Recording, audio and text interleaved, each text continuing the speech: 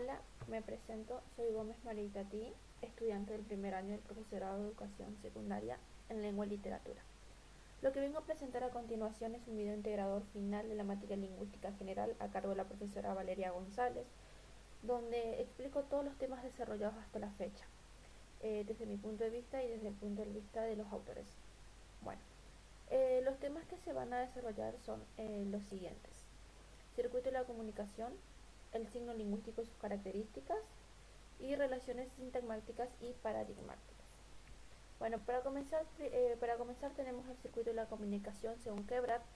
Lo que estoy presentando ahora es el circuito hecho por Roman Jacobson, pero en este caso voy a hablar sobre la reformulación y crítica sobre este tema por la lingüista Quebrat.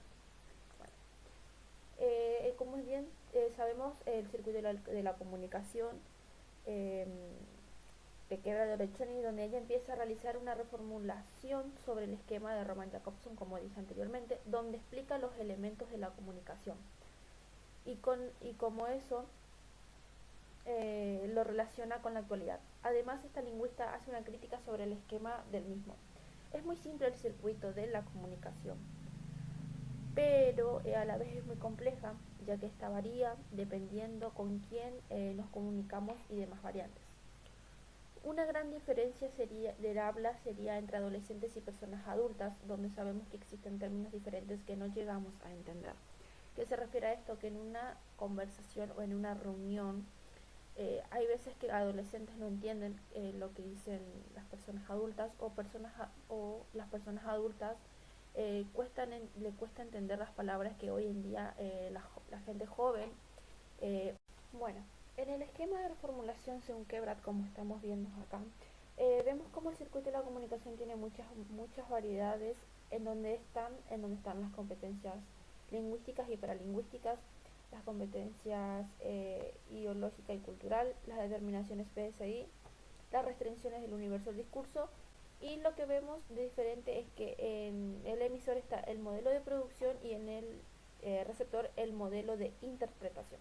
Bueno, al hablar de las competencias lingüísticas y paralingüísticas, vemos una diferencia. Al hablar de competencia lingüística nos estamos refiriendo sobre la lengua, es decir, su uso correcto y su formación de enunciados de la lengua. Esto hace referencia también al código lingüístico, donde notamos la capacidad de las personas para formular e interpretar frases desde su sentido habitual. Esto requiere exactamente el uso correcto de la gramática, vocabulario, entonación, etc. Y en el caso de las competencias paralingüísticas, no se basa específicamente en las palabras, sino más en las expresiones o gestos con los cuales se puede codificar los mensajes. Entre otros, el llanto, la risa, la alegría, las emociones. También sirve para transmitir comunicación, pero es una comunicación más específica. Luego tenemos, aparte de las competencias que nombramos anteriormente, tenemos los elementos paralingüísticos, que son para tener una mejor comunicación. Estos elementos serían los signos de puntuación, de exclamación, que permiten al emisor para expresarse de una manera correcta y que el receptor logre entender el tema o el mensaje que éste le está queriendo transmitir. Siguiendo el orden de la reformulación del circuito de la comunicación, tenemos las competencias culturales e ideológicas. En las competencias culturales se trata sobre cómo la persona se relaciona con el mundo a través de sus propios conocimientos, fijándose esta en si tiene un buen manejo o difícil interpretación del exterior. Las competencias ideológicas se trata sobre un procedimiento en donde interpretan y evalúan el conjunto de actitudes. Estas competencias en sí representan los valores, formas de pensamiento y de cómo vemos el mundo desde perspectivas diferentes. Bueno, luego hablaremos de las determinaciones PSI, que estas no son como las competencias nombradas anteriormente, ya que todas ellas atraviesan por un conjunto en común de determinaciones individuales. En cambio, Las determinaciones PCI se trata en sí de los componentes psicológicos, psicoanalíticos o psiquiátricos. Por último, tenemos las restricciones del universo, que se basan en filtros del discurso. Esto quiere decir que se limita lo que se puede decir y lo que no, y tiene que ser dicho según su situación o según el lugar o ambiente en que se encuentran esas personas. Bueno, en conclusión, lo que Quebra no quiere decir con esta reformulación es que la forma de comunicarnos es cambiante, más que nada por la época, ya que ahí es donde van cambiando las palabras y significados, ya que nosotros somos los encargados de que cada vez existan palabras nuevas. Bueno, pasando al segundo tema, tenemos el signo lingüístico y sus características, por Fernandín de Saussure. Bueno, Fernandín de Saussure explica el concepto, sus características, donde en las características habla sobre la linealidad, arbitrario, mutabilidad y inmutabilidad. Bueno, en la parte de concepto se explica lo que es el significado y significante. Como sabemos, el signo lingüístico fue abordado en este caso por Fernandín de Saussure, lo cual al final del siglo XIX desarrolla sus estudios. Saussure trabaja desde una perspectiva lingüística, teniendo en cuenta la perspectiva que desarrolla Saussure. Se establece un signo biplánico, un significado, que es el concepto, y un significante, que es la imagen acústica. Bueno, como dijimos, el signo lingüístico es una entidad psíquica de dos caras que se presenta en concepto e imagen acústica, que se relacionan entre sí, como dijimos, y se lo denominan significado y significante. Saussure en este caso plantea que el signo lingüístico es un proceso mental en donde el significado y significante van juntos y es algo invisible. Esto quiere decir que no se pueden separar. Por eso se lo dice que es una entidad psíquica de dos caras. Al decir que es una entidad psíquica, nos estamos refiriendo al concepto de imagen acústica, que se trata sobre una imagen sensorial o más bien un recuerdo. En otras palabras, el significado es un concepto y el significante es una imagen acústica. Luego tenemos sus características que son 4: arbitrariedad, linealidad, mutabilidad e inmutabilidad. Bueno, en arbitrariedad está la arbitrariedad del signo, que en este caso se referencia a lo arbitrario entre el significante y significado. Al decir esto es porque está hecho por convención y ambos están linealmente relacionados. Luego tenemos carácter lineal significante. En este caso, el carácter lineal se encuentra relacionado con el significante, como te está dicho, ya que este se desenvuelve en el tiempo. Esto sería que no puede pronunciarlo de forma continua.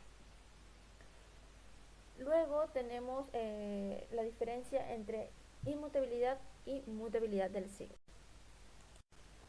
Bueno, al hablar de mutabilidad e inmutabilidad del signo existe una diferencia entre uno y otro. Es que la inmutabilidad del signo, es cuando la lengua es impuesta, no la podemos cambiar. Es esa lengua que se estudia desde hace siglos y que siempre mantiene el mismo significado a esa palabra. En cambio, la mutabilidad del signo es esa lengua que sí se puede cambiar, se puede alterar y que con el tiempo va cambiando el significado. Y también cambia el significado y el significante. En este caso lo que se quiere decir es que en donde dice que con el tiempo va cambiando el significado, que se puede alterar, es que una palabra puede tener varios significados de acuerdo a lo que nosotros lo damos a entender. En cambio, al ser en la inmutabilidad, una palabra tenía un solo significado y eso en la mutabilidad va cambiando. Por eso dice que nosotros somos los encargados de que la lengua cambie. Bueno, por último tenemos las relaciones, por último tema tenemos las relaciones sintagmáticas y paradigmáticas. Bueno, las relaciones, como dije anteriormente y como explica Saussure, el signo lingüístico es una entidad psíquica de dos caras. En este caso hablaremos de las relaciones sintagmáticas y paradigmáticas, que comparten, son diferentes pero en algunas cosas tienen en común.